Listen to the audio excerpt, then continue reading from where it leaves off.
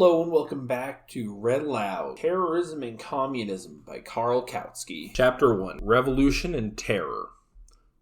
Up to the outbreak of war, the idea was current in the widest circles of social democracy that the time for revolutions, not only for West Europe, but also for Germany and Austria, was long since past. Whoever thought differently was scoffed at as a revolutionary romancer. Now we have the revolution with us, and is taking on forms of barbarity which even the most fantastic of revolutionary romancers could scarce have expected. The abolition of the death penalty was for every social democrat a perfectly obvious claim. The revolution, however, has brought with it the most bloody terrorism practiced by socialist governments. The Bolsheviks in Russia started this, and were in consequence condemned in the most bitter terms by all who did not accept the Bolshevik stand. Among them are the German majority socialists, but these latter hardly felt their own power threatened before they resorted to the same means practiced by the regime of terror, which have characterized the revolution in the East. Kautsky has boldly followed in Trotsky's footsteps, certainly with this difference, that he himself does not regard his dictatorship as the dictatorship of the proletariat, but both justify their slaughter on the grounds of the rights of the revolution. It is, in fact, a widely spread idea that terrorism belongs to the very essence of revolution, and that whoever wants a revolution must somehow come to some sort of terms with terrorism. As proof of this assertion, over and over again the Great French Revolution has been cited. It is regarded as the revolution par excellence.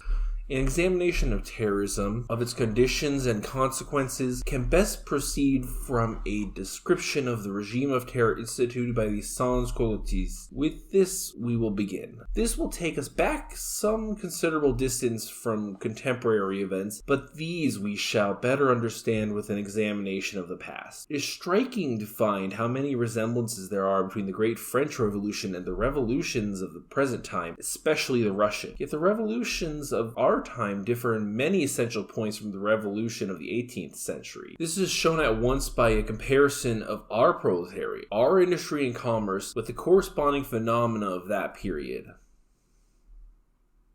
Thanks for listening.